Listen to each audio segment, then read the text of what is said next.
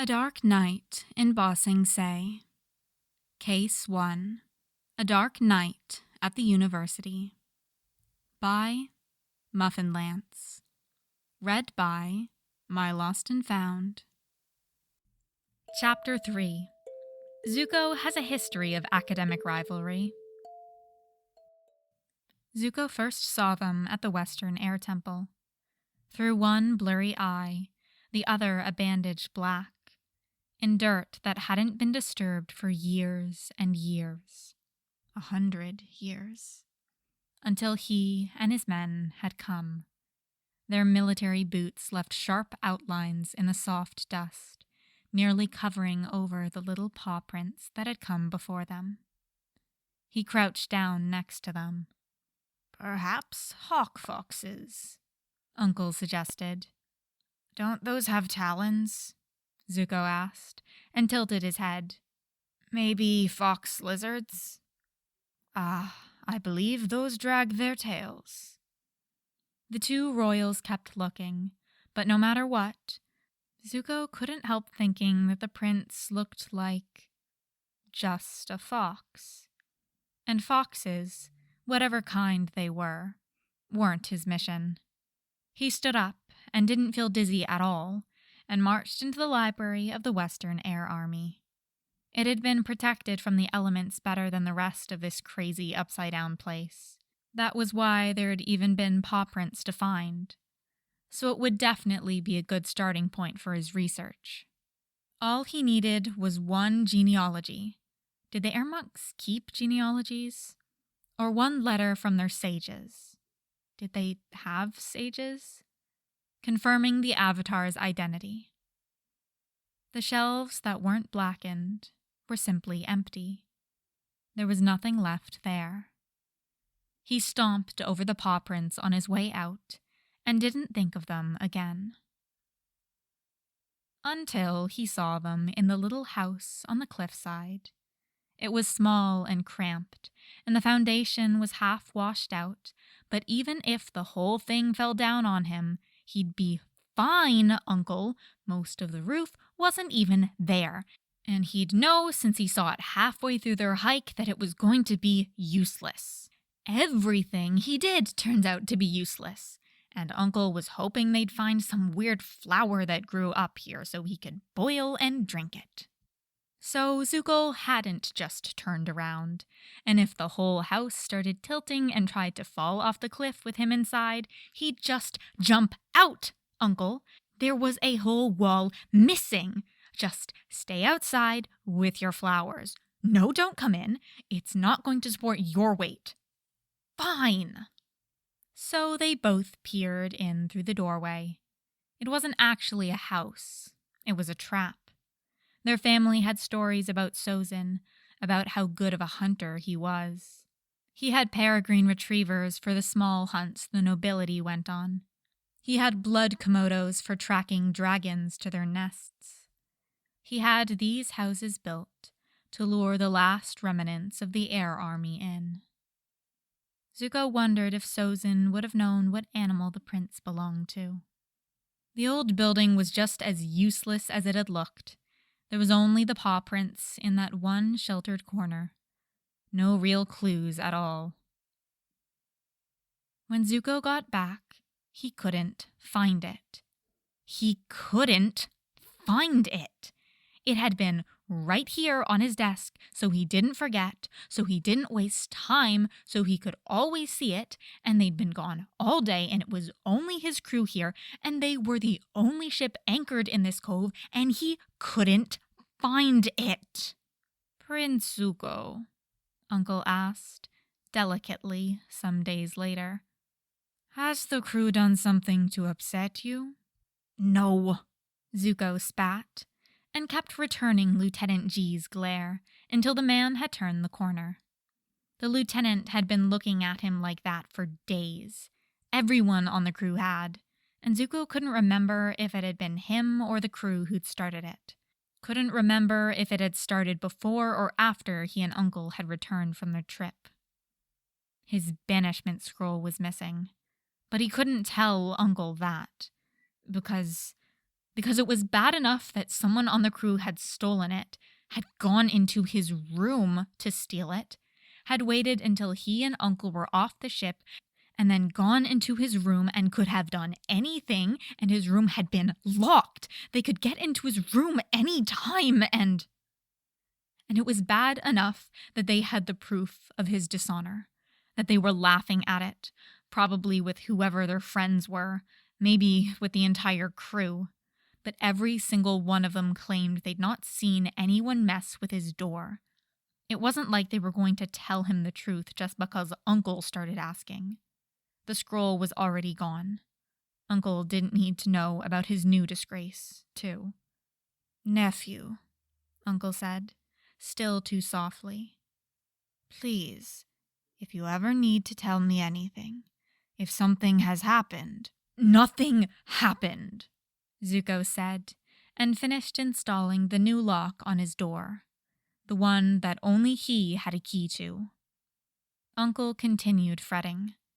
Zuko went into his room and slammed the door. He came back out and got a broom and slammed it again. Whoever had done it had tracked sand in. It wasn't like he was going to let his crew in here to sweep it up. At the Northern Air Temple, the Mechanist called them fox rats. He hadn't seen them, incredibly elusive, quite fascinatingly so. But it wasn't as if he had time to devote to the study of biology, when it was those things of man's own making that called to him, and what had Lee's question been again? The Mechanist called them fox rats. They kept getting into his office and making off with his papers. Nothing important, he waved away, laughing. Just some blueprints he wouldn't be using up here. A bit of correspondence that he'd rather not look at again, anyway. Probably it was all in the walls, hopefully torn to very fine pieces. Ha ha. Ha. The Mechanist had a lot of rat traps in his office. There was a weird scuff mark in front of his bookshelf, but probably that was unrelated. "There were some books, yeah," Teo said. "Sometimes when we unseal a new room, there will be a bunch of things in there. But I guess people take them, because it all goes away pretty quick. Do you want to see the cool scroll I snagged? It's all about air nomad mythology. It's got the coolest drawings." Yes, Lee, nephew of a traveling speculative tea explorer, absolutely did want to see that scroll. Yes, Lee absolutely did spend several hours agreeing how cool it was and making notes for himself. "Did you find anything useful, Lee?" Uncle asked with a smile when Zuko came out again, when it was time to leave. "It could be," Zuko said, his notes crinkling in his hands. "I wasn't just wasting time." "I know you weren't, nephew," said Uncle, with his smile going weird like it did sometimes. "Are you ever coming back?" asked Teo. "If we find anything worthwhile," Zuko said. "I mean, if Uncle does, for the tea that he sells." "Do you want to try flying before you go?" Teo asked. "Absolutely not," said Uncle, and dragged him off. Since he was a merchant's nephew and not a prince, he had to let himself be dragged. Zuko thought he saw a flash of brown and white down the hall as they left, but it was way too big for a fox rat. Probably someone's two-tailed possum cat instead. That was not a two-tailed possum cat. Zuko crouched frozen in the porthole of his own window, looking down. The two-tailed fox stood frozen with its paw on the handle of his Avatar research wardrobe, looking up. "Click," said the wardrobe, as the handle gave. The fox was balancing on its hind legs, and its eyes were huge and brown. "Hello," Zuko said, softly. The fox said, equally softly. It sat down and started tentatively wagging the tips of its tails. Zuko eased in through his window. He lowered his bag of informally requisitioned military intelligence to the floor. He slid off his blue spirit mask, too, in case it was too scary. With a person, maybe he'd have left it on. But animals didn't seem to find his face more scary on its own, so. He also knelt, like he'd seen kids do for their lizard dogs and dog parakeets and capybara dogs. And the fox. Maybe a fox dog? Came over and set its little paws on his thighs. Its tails were really wagging now. Zuko reached up and it let him put his palm on its face, which was a huge sign of trust. So he tried scratching behind its ear, and it leaned into it. And then it gave a little leap, and it licked his face, and that was so gross. Why was he laughing? Ew! Prince Zuko, Uncle said, knocking way too loudly. What time of night did he think it was? Are you in there? The fox had skittered to the side, ears lowered and tails ducked, trying to hide behind his bag. Zuko turned to glare at the door. Where else would I be? He snapped. Ah, said Uncle. That is good for an old man's heart. Uncle's footsteps went off down the hall. Click, said Zuko's wardrobe, which was already open, so what had made... He watched, blinking, as the wardrobe swung away from the wall, and the fox pulled Zuko's bag through the opening that should have led to open ocean but somehow didn't, and... Give that back! He lunged. The fox kicked out a paw, and Zuko got a face full of wardrobe door. He fell back and leapt straight back to his feet, but the fox and the bag were already out of sight, and the door that shouldn't have existed was closing, and it was going to keep closing no matter how hard he pulled. Zuko kept his fingers, but only because he fell down before it finished snapping shut. He scrambled back up and shoved at the thing, but behind it was only wall, and the protesting tug of the screws that held it against storms. Nephew, are you all right? Fine, Zuko snapped. He could hear Uncle's disappointment, even through the door.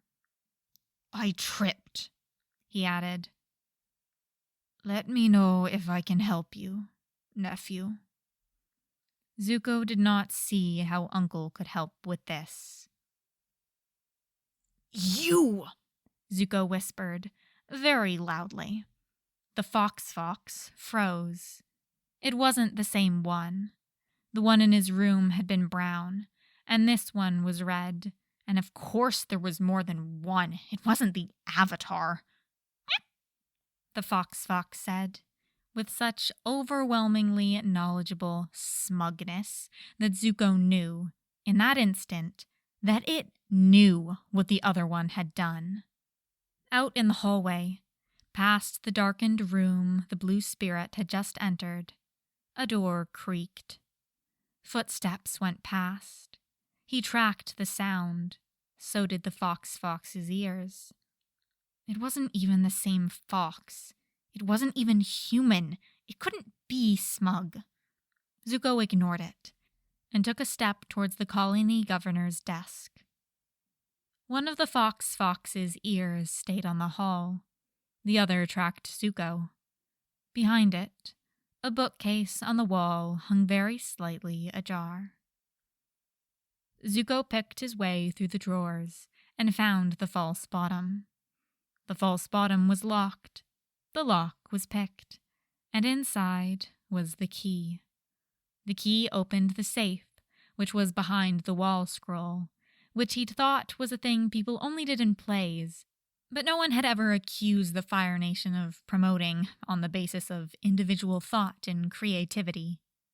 And there, right there, was the Yangshen era scroll on the finding of the last air avatar that the governor had been showing off at his dinner party 3 weeks ago, when Zuko's ship had been docked here. It wasn't here now, obviously. It was 2 towns over, and Prince Zuko was asleep in his room, and nowhere near the crime currently being committed. He very carefully slid the scroll out and into the waterproof case he'd prepared for it. The fox said, because it was on the desk right behind him. When had it gotten there? It waggled its tails. It looked at him with big, wide eyes. Looked at his scroll. No! Zuko hissed back and shoved the case down his shirt. The fox's tails weren't so much wagging as swaying. Its mouth hung open in a toothy grin. It tilted its head back. It screamed, and then it actually gave up and actually screamed, like someone was strangling a parrot wolf mid-howl. The pounding footsteps in the hall managed to be even louder. Zuko bolted for the window. The fox bolted between his legs.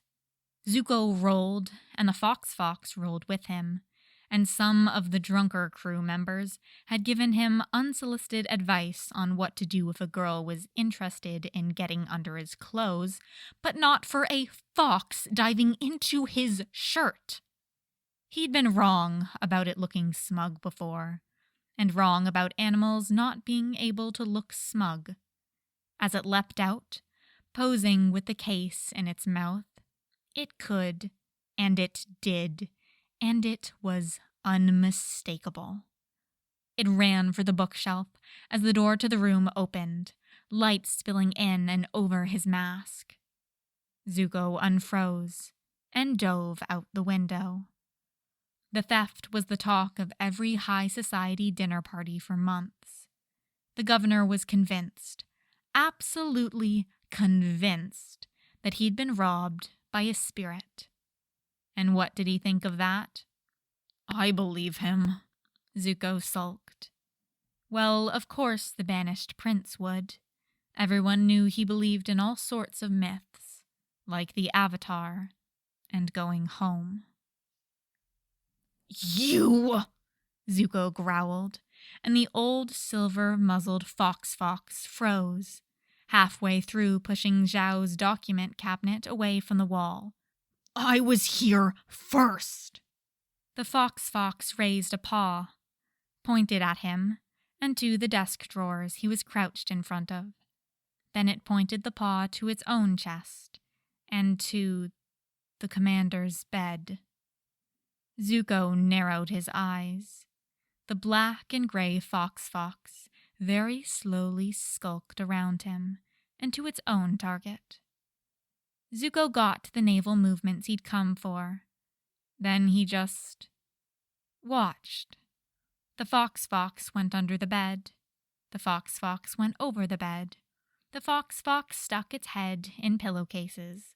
The fox sniffed and whined and checked every corner of the room that wasn't the spot Zuko was standing on. You really don't want this? Zuko asked, dangling his own quarry just out of jumping range. The fox shook its head. What are you looking for? The fox tried. It worked its jaw at more and more disconcerting angles, like it had a bone stuck in its throat. Fish? I have no clue what you're saying, Zuko said, and its head and ears sunk. Do you need someone to move heavy things? The fox perked up. So he lifted mattress, which had letters with the royal seal on under it. And Zuko wanted to read them, to see his father's handwriting, but he couldn't read the Fire Lord's mail. And also, they were under Zhao's mattress. Did he actually want to read them? And he picked every drawer in the man's desk, but whatever fiche were, apparently, weren't in there either. They ran out of places to look before Zhao ran out of small talk to make. Back at Officer's port party that Zuko hadn't been invited to, because he was a prince on a boat, not even a ship, sorry. He had thought he was a real naval commander. "You're really not gonna steal from me?" Zuko asked. The fox shook its head. Then it very slowly stretched out its neck and licked his hand. When he returned to his room, his foot crunched against a scattering of sand, not the iron-rich red sand of the local beach, something yellow-white.